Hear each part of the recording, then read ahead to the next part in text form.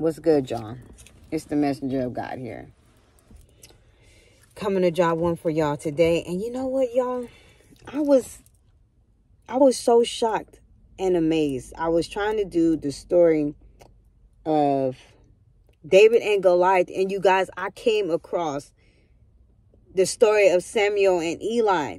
Like to the point to where it was just like I started reading into it and I came across Saul and I didn't know it was two Sauls. You know, I didn't know there was one that was the Saul of of the Israelites, the king of Israel, and then the other one is Saul of Tarsus, and that's in the New Testament. I didn't know it was two Sauls, y'all. Like the whole time, I just know the Saul that, that was doing wrong and, doing the martyr of the saints and the Christians and stuff like that, for their belief and everything like that. I didn't know.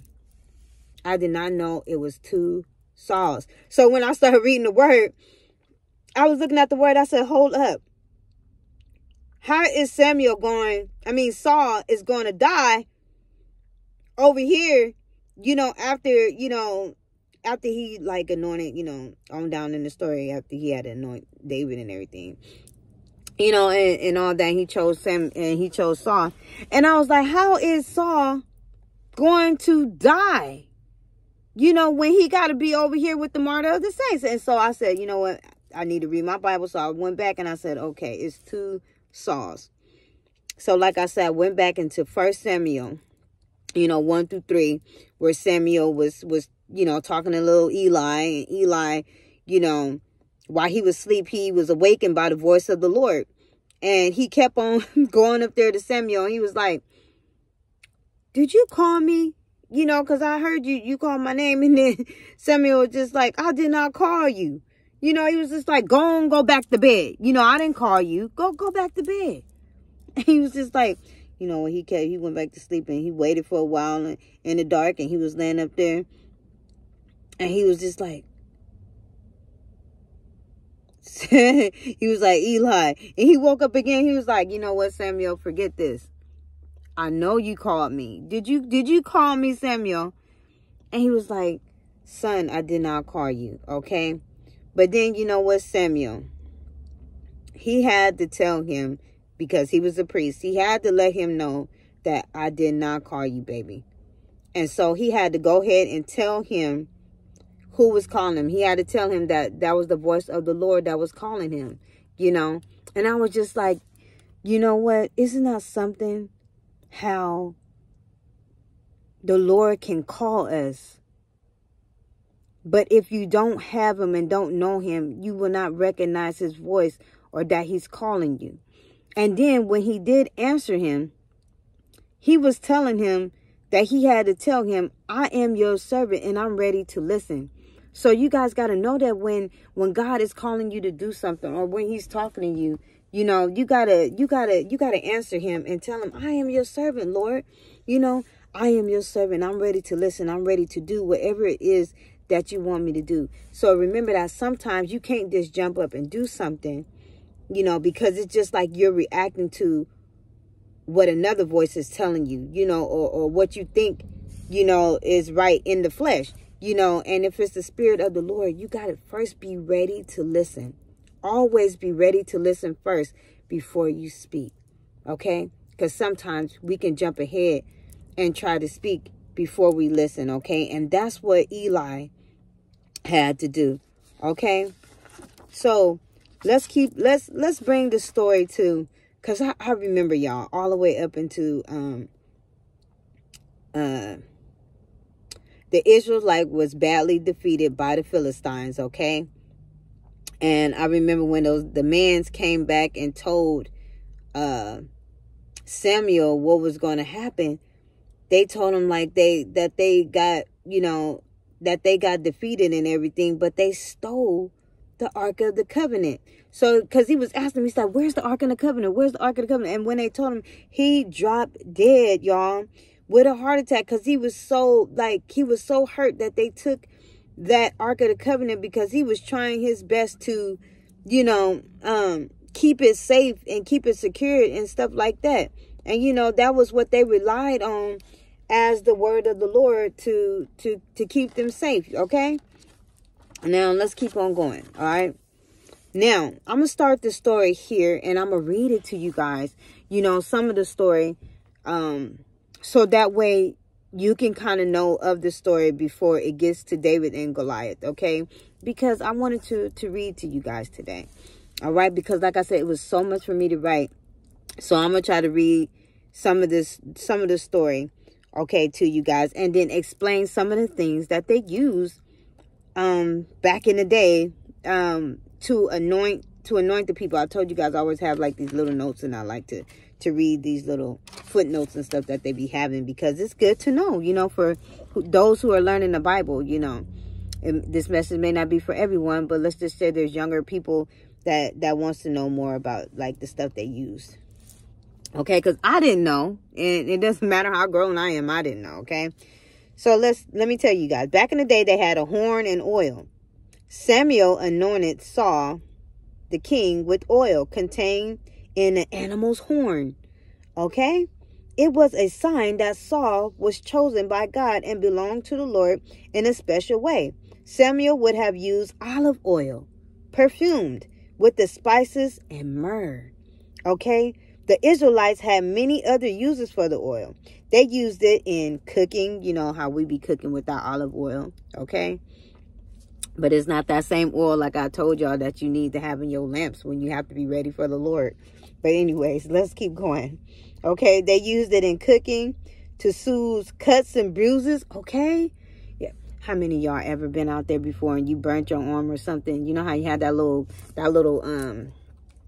blister thing on your arm, or you burnt your arm on the stove? I mean, I just want to know how many out there had a little burn or something like that, and you see the little bubble or something come up there. Have you guys ever took some butter out of the refrigerator and put some butter on that little burn spot on your arm? If you didn't have no grease, or you don't want to use no grease, you take a little bit of butter and put it on there. I know I ain't the only one. So anyways, I know I've done that back in the day. So anyways, here we go. And I've done it, you know, recent too, but not, you know, not too recent, but I've still done it before. I know some of y'all have. Don't act like you don't know about that butter. Anyways, for preparing, and they also use it for preparing a body for burial and as a fuel for lamps. Okay, y'all remember them lamps, you know, that the little maidens had.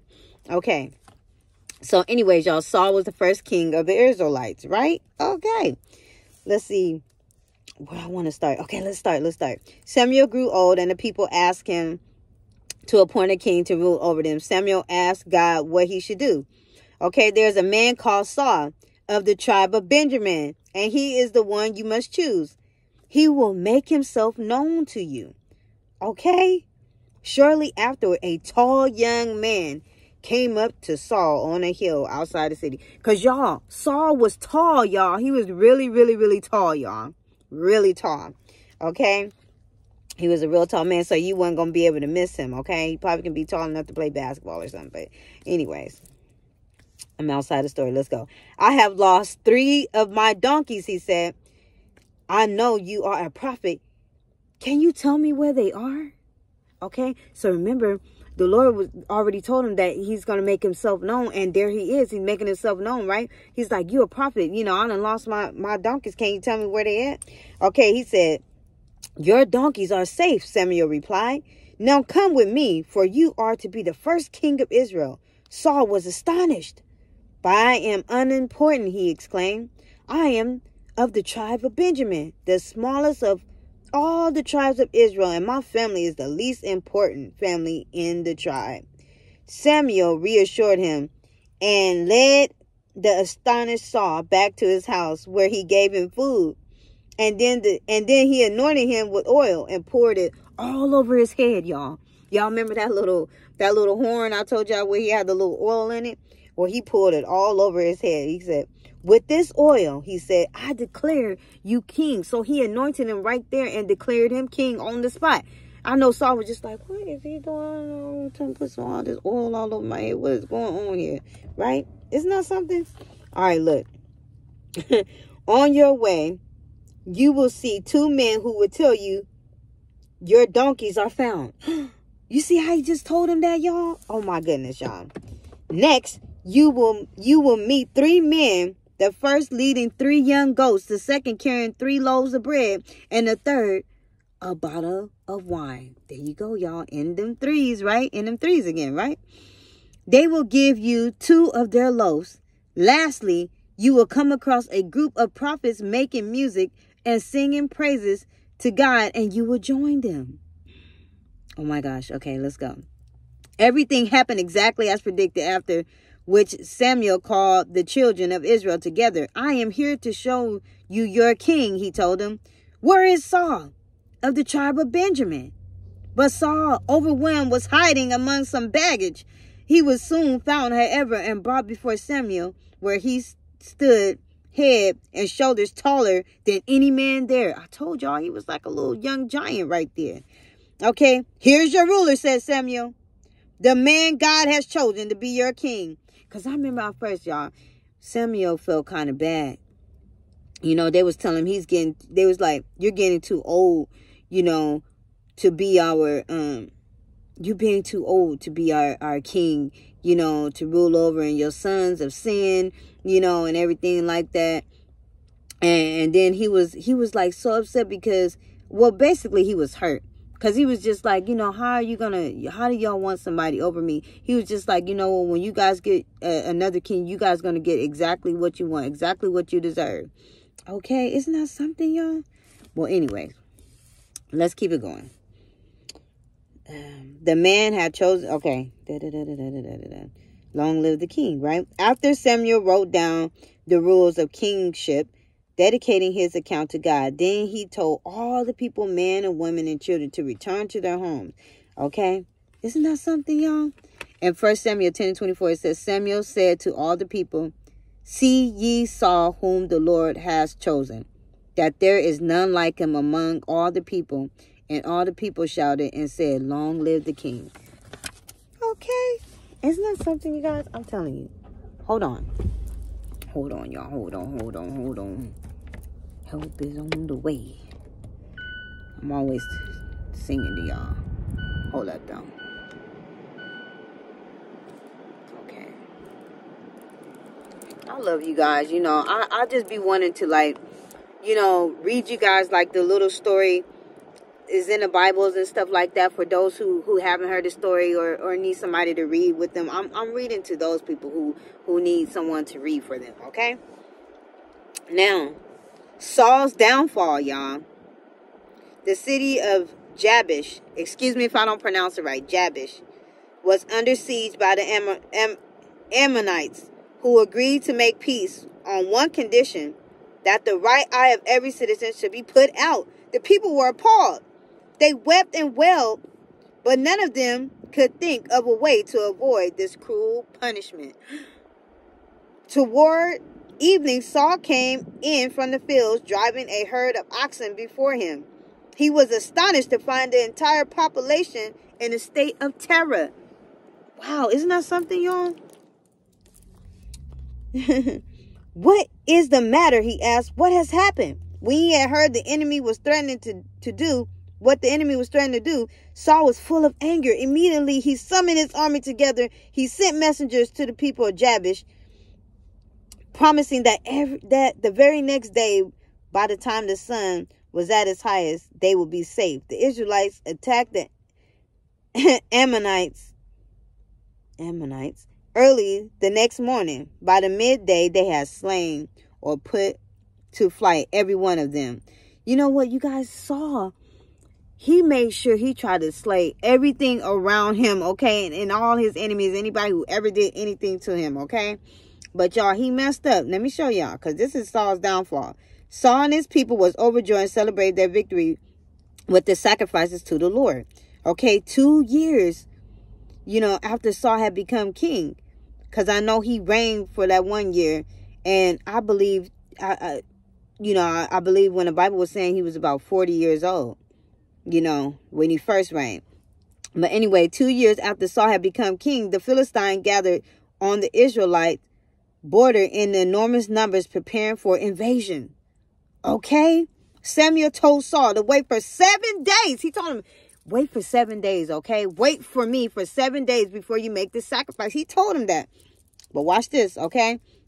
at the end of which he would come and make the burnt offering before the battle. But at the end of 7 days, there was no sign of Samuel. And Saul grew impatient, y'all. He just couldn't wait. He was just pacing around. You know, he was just all impatient. You know, he wanted to hurry up and make this burnt, offering and sacrifice to the Lord so that way they wouldn't lose the battle. But you know what? He couldn't wait. Watch. He couldn't wait, y'all. He decided to wait no longer, but to light the fire himself. Y'all. Suddenly, he found Samuel by his side. He just crept up on him. He was just like, so what do you think you're doing here? Okay. Why have you disobeyed me? Samuel asked. He said, because you didn't come. Like, you didn't even show up. Like, where was you at? You told me to wait 7 days. You wasn't here. I didn't know if something happened to you or not. And I was just going. He said, no, that's not what you're supposed to do. He said, because you did not come and my men was scattered. The Philistines may attack at any moment. I was afraid that if I did not make a burnt offering to the Lord, we would be defeated. It's just like, where's your faith at? Where's your faith at, man? Where's your patience and your faith? Okay. Oh, ye have little faith. You have done wrong to disregard God's commandment. Samuel reproached him. If you had obeyed God's word, you would have been the founder of a great kingdom. But because you went against his word, your sons will now never succeed. You and another family, not yours, will rule over Israel. Isn't that something, y'all? Wow. It's 1 Samuel 13:13. Samuel said to Saul, thou hast done foolishly. Thou hast not kept the commandment of the Lord, thy God, which he commanded thee. For now, the Lord have established thy kingdom upon Israel forever. You guys. Now, look. Here goes the part. Excuse me, y'all. I'm going to have to get this down my mouth because I shouldn't even had it in there. Well, hold on. All right. Let's get to the word. Excuse me, y'all. I just didn't feel right. I forgot I had the gum in my mouth. Pause. All right. Resume. God chooses David. And here it is, 1 Samuel 16, y'all. But this is what I like about David. You guys, he look, remember that? What I just did? Overlooked and looked over. Y'all, the same thing with David, y'all. It's always like the black sheep. It's always the person that you never expect. God always end up using people that we never expect for him to use, right? Y'all, watch little David right here, y'all. Okay. 1 Samuel 16:7 says, the Lord seeth not a man sees. The Lord seeth not as man seeth. For man looketh on the outward appearance, but the Lord looketh on the heart. So sometimes, we judge people by how they look, by how they dress. We just judge everything. We could critique everything. We critique everybody from head to toe, whether it's what they have on, their hair, their outward look, their clothes and stuff like that. And like I said, you need to see the heart. But that's why he said that. That's why God said, you don't see like I see, because I see the heart. I see a person that's trying. And when a person that's trying come to me, with their mind, body, and soul, with their heart, I see how they really feel and how they really love me, And that's why I thank the Lord, because you know why? I know I made so many mistakes in my life. And while I was innocent, I prayed the Lord. I was like, Lord, I may not can take care of everything. I may not can remove every tattoo. I may not can come this way and look that way. But you know what? I'm going to come to you as I am, Lord. I'm going to give you my all, Lord. I love you, Lord. I don't care what nobody say about me. I don't care how nobody look at me. All I know is that I am here to give you my all. And if someone will be blessed in the midst of, then so be it. Because I love you, Lord, that much that I will give you my all. I want to be your servant. It's not my will, but it's your will, God. Please let it be done. Let's go. God spoke to Samuel, telling him to go to Bethlehem. Remember where Jesus was born at, y'all? In Bethlehem. So God spoke to Samuel, telling him to go to Bethlehem, where he would find a man called Jesse. And I noticed how the Bible always kind of stayed in the same perimeters.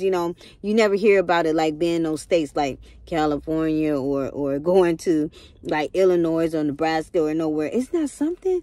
Like back in the day, when I'm hearing the stories, I hear about Bethlehem, I hear about these far countries and different places that's outside, you know, that's like outside of the United States. Like it'd be like these countries. I hear about Canaan, I hear about all these places that I've never heard of before, like within the States. Isn't it something?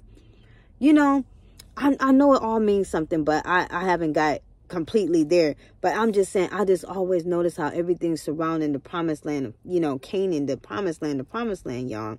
That's how we have to make it to, you know. We have to be able to see God, you guys. We have to be able to see him before. It's just like this. You have to see the promised land before you get there. You have to know already in your heart where you trying to go to, where you trying to get to, you know.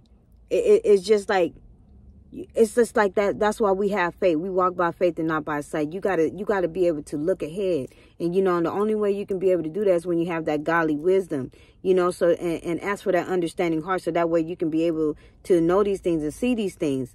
I'm telling you. You know, I didn't want to jump on anything or go to anything, but you guys, haven't you seen almost everything that I had a conversation with you guys about come to pass? Haven't you seen these things? You know, it's just like all of us is in the same conversation, and I'm not the only one.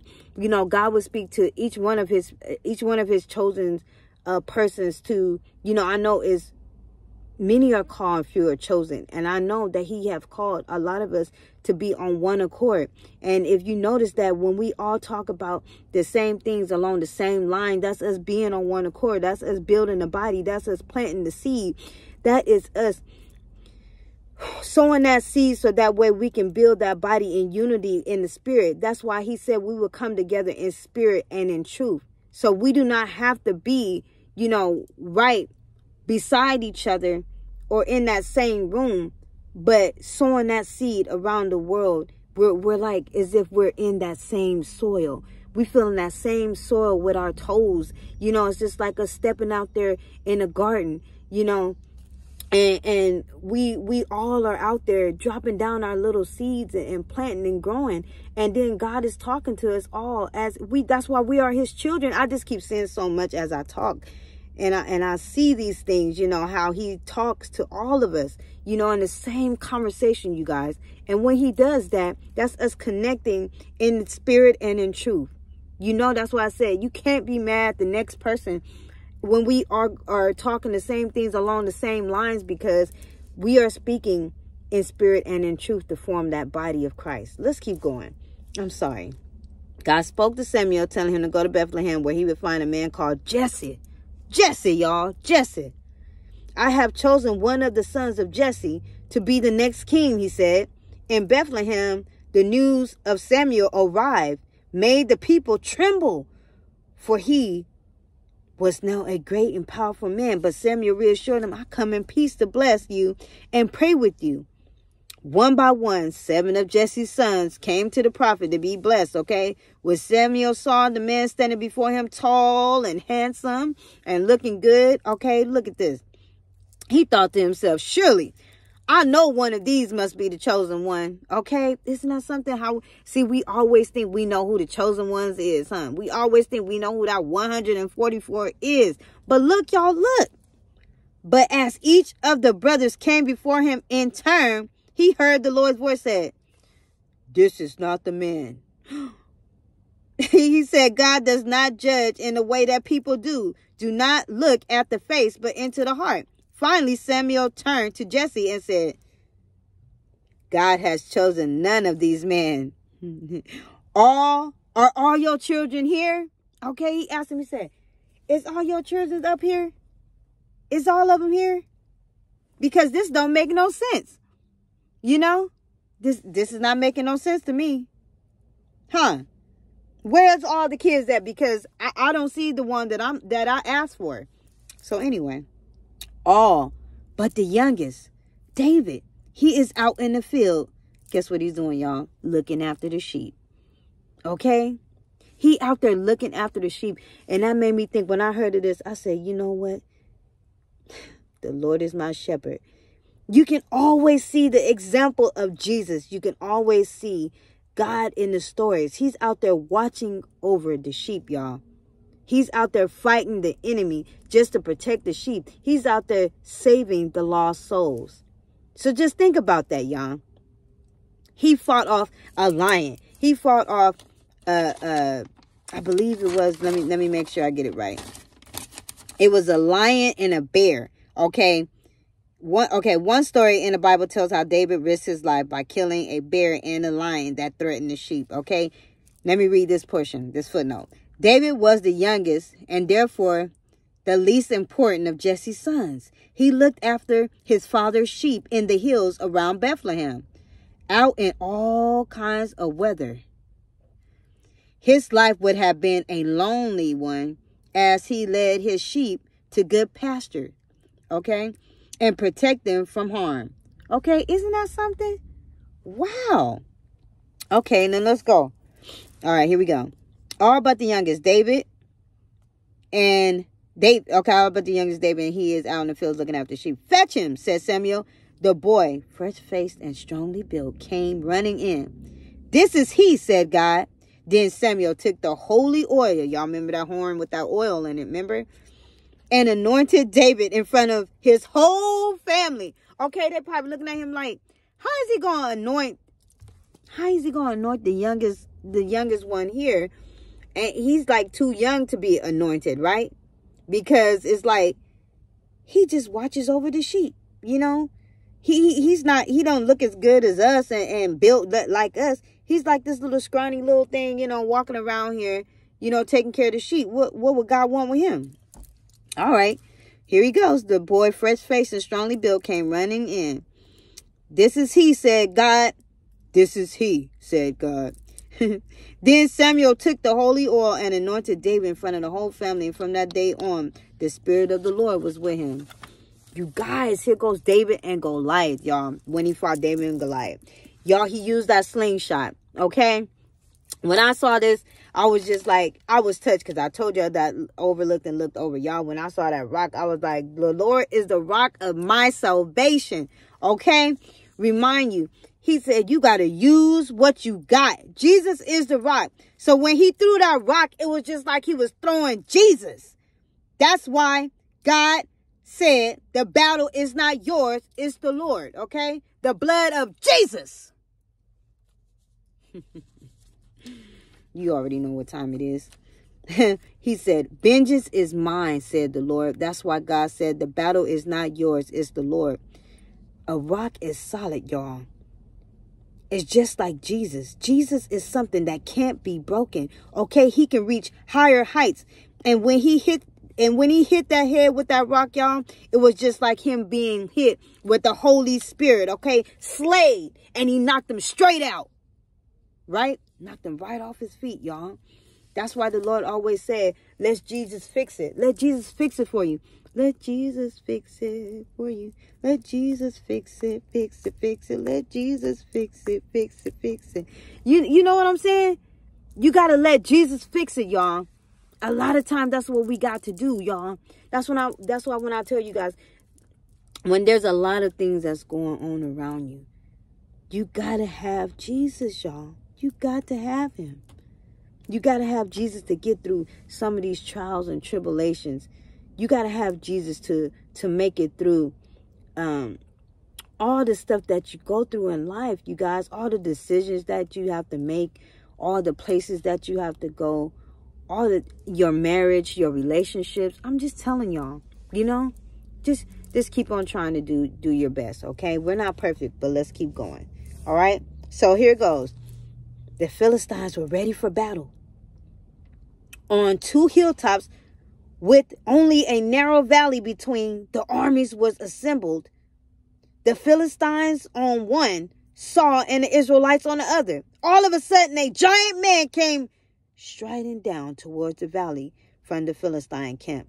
Goliath of Gath towered above everyone. 5, 4, and you know what they say. I don't want to repeat it, but because sometimes the little sayings be stuff too. But you know, when the big old giant came walking through, I just thought of that. I caught myself. All right. But look, y'all, big old giant Goliath came walking through. All right. Towards everyone. Goliath of Gath towered above everyone. On his head was a massive bronze helmet. He wore a breastplate of bronze, and his legs and arms was sheath in bronze. Like his legs was covered, was wrapped around with bronze, okay, in bronze. And in one hand he carried a bronze dagger, and in the other an iron-headed spear as big as a tree. Because you know how big he was. He was a big old giant, y'all. Wow. And David, he had his little slingshot, and let me read about it in the little footnotes. As a shepherd, David would have carried a sling for hurling stones at animals that threatened his sheep. The shepherd placed a stone in his pad, held the two ends of the sling when he swung it. So he's swinging around at high speed, and when he let go of the end, shoom, the stone would fly towards its target. Also used by soldiers, the sling was a deadly weapon. Okay, so he used this little sling, y'all. Even though he had this little slingshot that he had, y'all, boy, oh boy, then it knocked down that giant. Okay, that's why I said don't count me out. Big things come in little packages. Okay, always little things sometimes pack a lot of heat, y'all. I'm trying to tell you. Okay, don't count out. Don't count out everything. That's why you gotta be thankful for a little bit in order for God to give you a lot. Okay, if you want to be greedy all the time, how can God bless you with anything? How can you ever understand anybody else that looks different than you or that is different from you if you can't even understand something that's different from you or something that's different from what you got? Okay, 10-4. Let's get it. All right. I challenge you, Saul, below Goliath, he said. I challenge you to send one of your men to fight me. Let the two of us decide the outcome of the war. Okay, and these words, Saul trembled, and the Israelites were filled with fear. See, they were scared. This big old man come walking up there, okay? 3 of Jesse's sons were among Saul's soldiers, and their brother David had left his sheep to bring them food. As he reached the camp, he heard Goliath's boastful challenge and saw that no one dared answer it. I will fight the giant, he said to Saul, but you're only a boy. Goliath is a famous man of war. Eventually, however, Saul was persuaded. Refusing both weapons and armor, David went to a nearby stream. A nearby stream, y'all. A little stream, okay? And picked out 5 smooth pebbles, which he put in the shepherd's pouch. You guys, I remember this back in the day on one of the little cartoons things. It was just like a little play or something like that. I remember telling my aunt we was talking about these plays that we used to look at back in the day. And I remember the one little song they had. It goes, I'm just a stone, so round and smooth and fat. I'm just a stone, so happy as can be, until one day it said to David that. But anyways, I'm telling y'all, it's like from back in the day. I know some of y'all used to watch them plays from back then. It was a whole lot of different little gospel videos and plays that they used to have for children and stuff to watch, little puppet shows and stuff like that. And that's where that song came from. Okay, let's keep going. Then, so y'all remember he went by the stream, picked up 5 smooth pebbles and put it in his little shepherd's pouch, okay? Then with his sling in one hand, his staff in the other, he walked towards Goliath, okay? He walked towards this big old giant, y'all. Goliath said, get out of my way, boy. The champion shouted. His voice was heavy with contempt. I do not fight with children. But don't we have to become like children in order to see God? Watch this. He just thought he was just this little bitty thing, All right. But he was so big. That's why the Lord said, no matter how big your battle is, no matter how big the situation is, no matter what situation that you are in, that you can see that may be too big for you, or that you may feel like that you can't get through, you have to seek God, because God can do anything. We can do all things through Christ that strengthens us. Let's go. You come to me with a dagger and a spear, but I come to you with God on my side. Come on, baby, said David. Okay, that just got me pumped up. You come to me with a dagger and a spear, but I come to you with God on my side. That's letting you know I got my sword and shield right here. God on his side. I told y'all, look at that rock. Okay, Jesus is solid, just like the rock. Okay, I told you he threw Jesus at him. Okay, here we go. He hit him with that rock and he was just like, what? I got God on my side. He put down his staff and placed a pebble in his sling, whirling it around once, y'all, and he let it fly. The stone struck Goliath in the middle of his forehead, and the giant crashed to the ground, dead. Right there on the ground, son, knocked out. Gone, okay? No more, out of here, okay? No more, never again, no more. When the Philistines saw,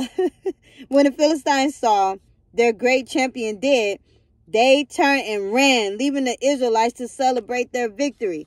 Okay? I'm telling y'all. That was amazing what David did, y'all. And that's what I wanted to come to you guys today with. But let me see. Do I got time to read a little bit more? I'm going to read y'all a little bit more because I'm telling you guys. So it got me pumped up when I kept reading. Okay. Look. Let's keep going. This is 1 Samuel 18 through 19. All right. Let's see. I'm going to jump in the story. Okay, let's just go here. To the people, because David had a harp, y'all. He had a harp. David had a harp. His harp looked like this Jewish harp called a nebel. N-E-B-E-L. Nebel. Nebel or Nebel. Or Nebel. N-E-B-E-L. It is made of animal skin stretched out over a rounded box. Or David may have played a kinnor, a small string instrument with a wooden frame. Okay? To the people of David. To the people of Israel, David was a hero. As he walked through the streets, he was cheered and applauded, you know, singing songs, and they was dancing and playing tambourines and stuff like that because he defeated the giant, y'all.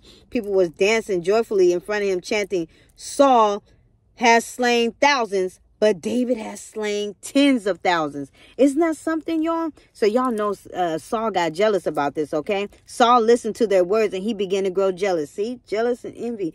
Ain't it something how we can't cheer on our next compadres or people or pals that we have, you know, or friends or even people in the Lord that we have that we know that has conquered so many things or have done so many things in the Lord. We're supposed to be in unity. You know, when someone defeats something with the power of the Lord, it's like we're all on the same side. You know, how can we go against each other when we all doing something together for the Lord? You know, all of us. Okay? Come on, y'all. Let me get back to the story for the kids. Let's get it, y'all. I'm into the story for y'all out there, you know. Hopefully I can read somebody who don't know the story, because some people don't know the story. So if you know the story, don't trip. Just let me be excited over it and read it to somebody who don't know the story. All right. Saul listened to their words. He began to grow jealous. If people think so much more of him than me, he said to himself, he will soon be in possession of my kingdom. You see how he was thinking? From that moment, he began to brood and to watch David closely. He began to watch David real closely because he just like, you know what? I think he's trying to steal my position. I think he's trying to be better than me, you know. And I'm just like this. What are you talking about? What is wrong with Saul? Didn't none of y'all want to get up there and fight Goliath? But little David did, and he was the youngest. Let's keep going. One day, David was playing his little harp outside while Saul was listening. You know, he was tripping. In Saul's hand was a spear, which always hung from his belt. Suddenly, overcome by a passionate surge of hatred, Saul threw the spear at the young man's head. Can you believe that? You threw a spear at David. David dodged the blade like what's going on here? What's going on? Okay, but realizing his life was now in danger, he left Saul as soon as he could and went into hiding, y'all. He went first to, it looked like Michelle, y'all. It also looked like Michael, but I'm gonna spell her name. M-I-C-H-A-L. I'm going to call her Michelle, y'all. If I said it wrong, please forgive me. But it looked like Michelle and it looked like Michelle. Michelle. I'm going to call her Michelle. Michelle. Michal. But she quickly convinced him it was not safe to stay. She lowered him down a rope from the window. Y'all know how like Rapunzel did with her hair. But anyway, she let down a rope out the window for David to come down from there to disappear in the darkness, and he made an escape. That night, soldiers sent by Saul appeared at David's house. See, demanding to see him. See, he was coming. He was getting ready to comfort him if he didn't have the Spirit of the Lord to tell him he need to get up out of there. All right. And the night soldiers came and appeared at David's house, demanding to see him. He is ill in bed, said his wife, pushing her to one side. The man burst into David's room where they saw what appeared to be a man asleep. Y'all, wait till I tell you what it was. But it was only a statue covered in goat's hair. Okay, they put some goat's hair on the statue, y'all, to make it look like David was laying down there asleep. All right, when the soldiers came busting in looking for him. Okay, but it was only a statue covered in goat's hair, which Michelle had placed under the covers to deceive them. So David made an escape. But Saul thought only of his hatred, how to bring about the young man's death. Okay, he was only trying to think about how he was going to kill David, y'all. All right, now back in the day, they had these bow and arrows, okay? The Israelites had these. The Israelites used bows made of wood and bone and arrows tipped with metal for fighting and hunting. It's called a quiver, held up to 30 arrows. So, you know, that little bitty thing they put the arrows in the back there in a little pouch thing. They can hold about 30 arrows. And they used to fire these off to signal, like if your life was in danger. So Jonathan fires an arrow to signal that David's life is in danger. So when he saw that arrow, he just like, you know what? I was right. My life is in danger. So look, y'all, Jonathan went into, then Jonathan, y'all, was, I believe Jonathan was Saul's, son, y'all. Okay. He was Saul's son, but he was cool with David. Watch this. Jonathan went into secret to see David, see, in his hiding place. What have I done to make Saul hate me? Does he really want to kill me? David asked his friend. See, he was friends with Jonathan. What's going on here? He was friends with Jonathan. Look, y'all. Don't worry. I will find out my father's real feelings, said Jonathan. So, see, Jonathan was Saul's son, and Saul was trying to kill him. But Jonathan is the son of Saul, okay? But he was friends with David. Meanwhile, you must stay hidden until I give you a signal. So, remember with that bow and arrow, that was supposed to be his signal to let him know, y'all, okay? All right. Then you will know if you're safe or only a step away from death. Returning home, Jonathan found his father at dinner and sat down opposite from him. Where is David? The king demanded. He has gone to visit his family in Bethlehem. Believe me, father, he has done you no harm, said Jonathan.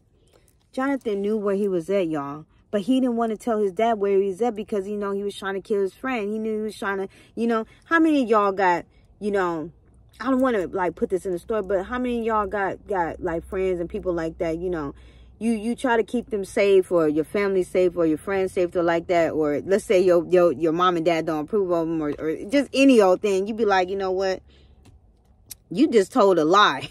But you know what, sometimes to save that person, you know, you don't want to tell a lie, but you're trying to protect them. Isn't that something? How we always trying to protect people all the time. You know, I remember me trying to rescue people and protect people. You know, Lord forgive me for lying, but I knew if I said something about certain things, I knew that their life would be in danger. So I had to make a decision to do what I had to do. But you know what? Lord forgive me. Because you know why I had to do what I had to do. But it just made me think of these situations that sometimes we be put in, you know. But let's keep on going. Let's not get into me. Let's go. Talking about David. He has gone. He told him he's gone to his family in Bethlehem. Okay. He ain't done no harm to you, said Jonathan.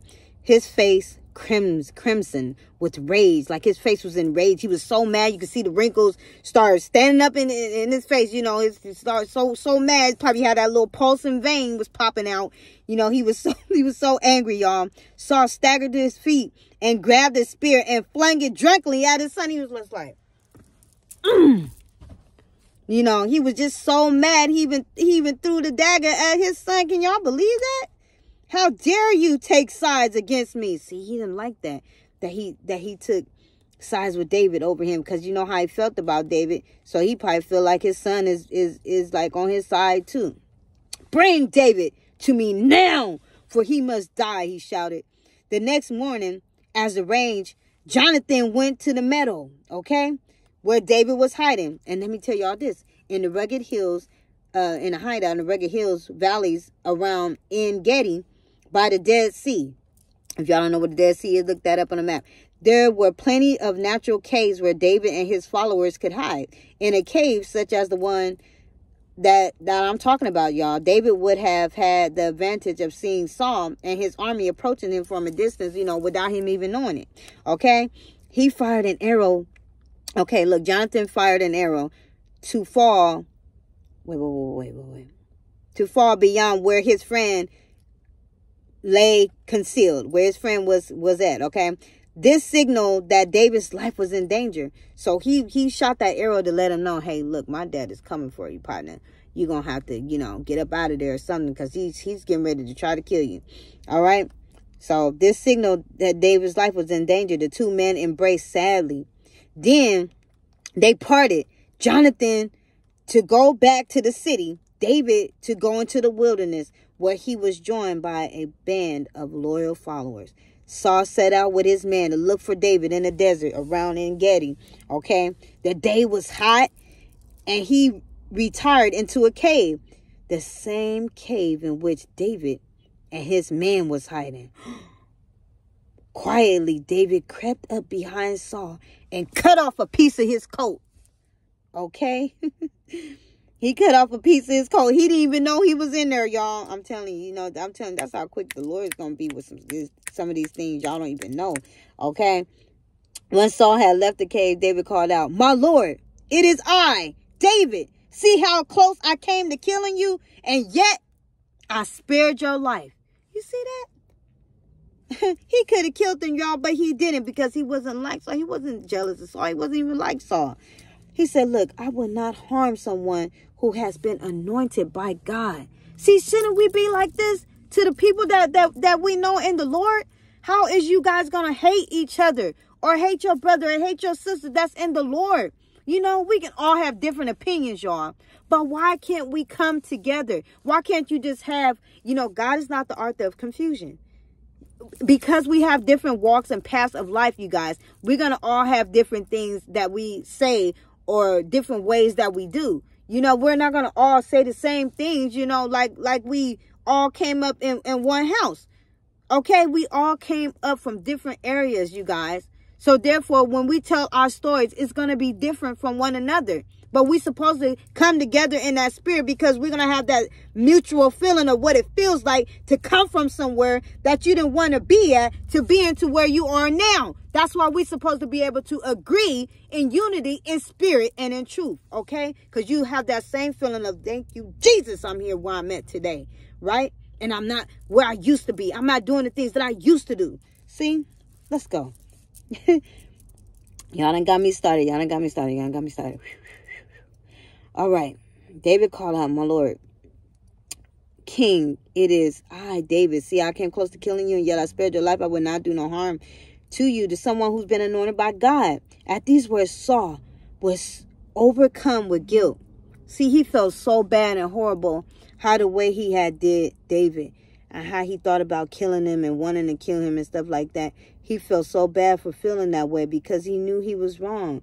And see, a lot of times we might not even get a chance to even notice ourselves being wrong, before we do something. What happens if you end up hurting somebody, before you get a chance to come to realize that you made a mistake? That's why I tell you guys, you have to pray and pray to God to help you turn from your wicked ways, or the evil way of thinking, or because sometimes you can be mad at a person for right then and there, but it's not going to last always. We can overcome these things with Jesus, y'all. Sometimes we just got to let go and let God, because if we try to do it ourselves, we will make bad choices, and we might end up hurting one another. Okay, let's keep going. So Saul overcame with guilt. David, I have treated you badly, but you are much greater. You are a much greater man than I. May God be with you, and long may you reign as the future king of Israel. See, he knew that, but he didn't have to feel like he was better than him. And he didn't have to feel like, you know, like he had to compete with him or anything like that. The only thing he should have looked at is that he was anointed just like he was, okay? And that, you know, by what he did, he should have just gave him his kudos. You know what I'm saying? For, you know, how he stood up to Goliath like that, you know? Instead of him getting jealous about it, you know? But he couldn't pat him on the back. And I'm gonna read this little bit to y'all too, because I thought it was trippy too. Then after a week's wandering in the desert, always in that desert, in the wilderness, huh? In the wilderness. Man, I see a lot of people wandering in this wilderness, y'all. I'm telling y'all, we didn't all came to this point in this life where we're going to be wandering in the wilderness, okay? We're going to be lost without knowing which way to go. But then God always make a way out of no way. So I'm telling you, when you read the Bible, I'm telling you, just go there. Just go there. Just look how everybody always get lost in this wilderness. Even Jesus was in the wilderness. But we got to have faith and hold on, because God will always make a way out of no way. And remind you, even though when it don't seem like, look, sometimes it seems bad and it seems hard, because, for instance, I can have a whole lot of ideas. You know, I can have like a whole bunch of things that I wish I can do. I always wish I could, you know, buy my mother a house, you know, for my family. Always. But I know I just didn't have enough money. I was just like this, you know what? Maybe I should just go up to a real estate person and say, hey, you know what? I want to buy this house. And they're going to be like, can you buy? It made me think of thin line between love and hate. Can you buy this house? I know, you know what? I can't afford this house. But you know what? I'm just saying though, y'all. This is lollll. Who put this little crystal baby bird here? But anyways, y'all, I was just thinking of that. You know, I was just like this. You know what? If you can, I can make the, you know, agreement with you. If you let me pay you, you know, $100 a month, you know, I'll pay you until the wheels fall off. You know, but I have every intention on buying this house. You know, I just, you know, don't you just wish you just had an opportunity to buy you your own house, to have your own peace, to be able to do stuff in, you know? But it's just not that easy for everybody. You know, I thought of this many a times. I was just like, Lord, why don't you bless me? You know, but you just got to hold on to your faith. And then you got to think about it too. You can't think about the material things and trying to get comfortable in the ways of the world, but you still think to yourself, with like, Lord, but I really wish I could just, you know, get your worth. You know, you just always think you worth so much more, but then God tells you, he always have an answer for you in the spirit. He'd be like, but your mansion is in heaven. And you just like, but Lord, you know, every time I think of these things, I always have like this, have y'all out there ever had this? Like anytime you start thinking about something, like there's always like a comeback answer you get in the spirit that God will let you know in the spirit, you know, before you can even try to think out your mind the way you want to think. He will always try to tell you the right things to think about. I'm telling you, you're going to have God to be able to think, y'all. I'm telling you. In order for you to be able to use your own mind and see out your own two pairs, you better have Jesus. Because I'm telling you, if you don't, it can be misused. And you can be misguided to do the wrong things and see the wrong things and say the wrong things and do the wrong things and hurt the wrong people. So I'm telling you now, always listen to what I'm telling you. But make sure you listen to what God tells you first. Okay? You know, ask God in the spirit, you know, everything that I tell you, okay? All right? Always make sure that you get the assurance from the Lord himself. Let's go. After weeks of David wandering in the desert, David and his followers came within a short distance of Carmel. Okay, this was the home of Nabal, a man famous for his enormous wealth. Okay, having always treated Nabal well, David did not hesitate to send several of his men to go ask for some food. Okay, do you remember how Moses sent his people over there into Canaan you know, to go over there so they can take over that land over there, because God told them that was their land, the promised land, and all they did was gonna bring back some fruit and stuff like that, and figs and stuff. It was just like, how you gonna go over there and do that? We trying, they're gonna try to act like they was scared. Anyways, look. So then Nabal gonna answer him, "Who is David?" he demanded. "Why should I give you anything?" And with that, he turned the man away. But Abigail, his wife, y'all, a kind and beautiful young woman, hearing what had happened, was distressed by her husband. Okay? Her husband's meanness. Secretly, she loaded 5 donkeys with provisions: wine, meat, bread, raisins, and fig cakes. Fig cakes, okay? Abigail brought David cakes made of figs. This sweet, seedy fruit formed part of the Israelites' diet. The figs could be eaten fresh or dry and pressed into cakes. Figs was one of Canaan's most important crops, y'all. Wow. Okay, let's keep going. Riding through a mountain ravine, ravine, R-A-V-I-N-E, ravine. Abigail met David and his loyal followers. Kneeling before David, she begged for his mercy. "My husband is much to blame for refusing your food," she said, "but I implore you not to take revenge. Please don't take revenge on us. Please don't take revenge." So then David was moved by her words, promised that he would leave Nabal unharmed. When Abigail returned to Carmel, guess what? She found her husband holding the feast, surrounded by his friend, you know, getting very drunk, you know, tripping, getting drunk, you know, eating and just being full and drunk. Okay, so drunk she was not able to talk to him till the next morning, okay, to tell him her visit of David. But guess what? As she spoke, Nabal's blood ran ice in his veins. You know, his heart failed him and he became like a stone. And within 10 days, he was dead. And guess what? Later on, David asked Abigail to be his wife. And that's how David ended up being with Abigail. And ain't that something? Because Nabal was so mean to David, he didn't even want to send him no food out there in the wilderness. He didn't want to send no food, no nothing like that. But Abigail, his wife, sent food. That's why he's always saying, be kind to the poor. You know, be kind to the people who do not have. You can't just sit up here and just be mistreating people all the time. Because look how fast it was taken away from him. And he had everything. And you can't take that with you. So look, now David ended up with his girl and everything. Okay? And he was still the king. And he was still able to rule. Okay? Now look at this. Samuel was dead, y'all. The whole country mourned for him, for he had been much loved. The Philistine was ready yet again for war, and yet again the Israelites were preparing to defend themselves. When Saul realized the power and the size of the enemy, his heart was filled with deadly fear. He prayed to God, but only silence answered his prayers. See? Because God knows his heart. You see what I'm saying? God knows your heart if you really for him or not, y'all. So this word that y'all be seeing in the Bible called Sheol, S-H-E-O-L. Look. The Israelites saw the world as a flat disc surrounded by seas and resting on pillars. Deep in the depths of the earth was Sheol, S-H-E-O-L, the resting place of the dead. Okay, this is the place of the dead, y'all. Saul would have believed that Samuel's spirit was called up from Sheol. Y'all, there was a witch there, y'all.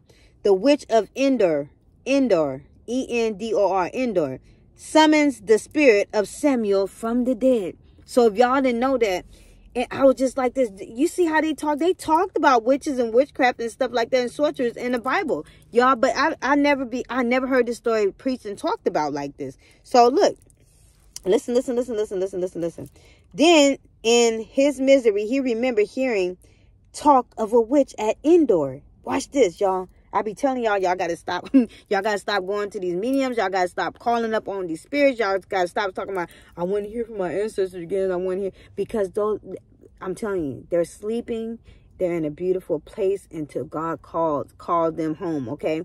But when you start going in trying to raise somebody back from the dead, or you talking about you want to hear, you know, talk to your ancestors and stuff like that, and you go to a witch or a medium or something like that, witch and warlocks and stuff like that, that's when you're calling up evil spirits, y'all. And that's it's very dangerous. It's very, very dangerous. And this stuff is really happening, and it's really true, okay? So watch this. Then in this misery, he remembered hearing talk of a witch at Endor. Carefully disguising, himself and attended by 2 of his men, he went by night to see her. See? Asked the spirits, what is to happen to me? He begged, knowing that witchcraft was against the law. The woman was nervous. At first refused, but Saul reassured her. See? You can't mess around with that, bro. You can't do that. I'm telling you. Okay? The spirit tells Saul he will be defeated by the Philistines. And Saul realizes that the voice of the spirit is indeed Samuel's. You see what I'm saying, y'all? You can't put your trust. Whom do you risk? Look, this way, yeah. Look, this way, yeah. Here goes the witch, okay, of Endor. Look, whom do you wish me to call up? She asked him. Samuel. Okay, because y'all remember Samuel was there too, okay? No sooner had he spoken than the witch cried out in alarm. What do you see? Asked Saul. What do you see? I said the witch's voice. My bad. Hold on. What do you see? Asked Saul. I thought that was the witch part, but hold on. What do you see? Asked Saul. So she said, I see an old man covered in a cloak, she said. I try to make up a voice for people. Y'all, hold on. At once, Saul knew that it was indeed Samuel whom she had called up from the dead. I don't know how witch sounds or how they sound, but I'm trying my best to try to do characters for y'all, but I'm just gonna read it. God has left you, said the voice of Samuel. You see that? Now he think he done heard the voice of Samuel say this. Okay, you know these are straight up demons, y'all. Look, God has left you, said the voice of Samuel. Tomorrow the Philistines will be victorious in battle, and you and your sons shall be slain. You see, he done cursed himself. He cursed himself and his sons by going to this place. This is what brought the death of Saul, because he went to this place and then he brought a curse upon himself and his family. Okay? The next day, the Philistine army and their thousands fell upon the Israelites, who were swiftly and bloodily defeated. Hundreds were slaughtered. Hundreds more ran for their lives. Jonathan and his brother, you remember David's little friend Jonathan, y'all? Look, Jonathan and his brothers were killed, y'all. Saul, already mortally wounded, turned to his arm bearer. Kill me, he commanded. But the man was afraid. He could not bring himself to kill his king. My lord, I cannot, he said. So guess what Saul did, y'all? I almost said something. This Saul sat up here and plunged his own sword into his own breast. Y'all, okay? When the armor bearer saw the king fall, he too turned his blade upon himself so that he may die with him. Ain't that something, y'all? And then, you know, they went to Jerusalem. And it's like, long live the King David, okay? David, in the town of Hebron, all the tribes of Israel gathered to proclaim David the new king of the Israelites, okay? And I'm going to leave it right there. I'm going to leave it right there because I know it's going on really, really, really, really long. And I just want y'all to know about the story of David, y'all. David, not just David and Goliath, but how it goes all the way back. I love y'all out there, you know, to whoever, y'all. To whoever do not know, like, the story, okay? Whoever don't know the story of Samuel, Eli, Saul, and David. I did this for y'all. I did this for y'all. For those who don't know the story, okay? I love y'all. If nobody told you that you was beautiful today, remember that you're beautiful just the way that you are. Okay? Man, I love y'all. I love y'all so much. And you're beautiful just the way that you are. I love y'all, okay? Make sure you love one another. You know, don't worry about what nobody said about you. Don't worry about how small you are in your jobs. Don't worry about how small you are, you know, at school. Don't worry about how small you are, you know, in church, you know, in your business, you know, or whatever it is that you do in life. You know, don't worry about how small you are, not just in stature, but just overall. You know, just know that if you give it to the Lord, there's nothing too big for God. I love y'all, and that was the word for the day. Y'all take care, all right? Later.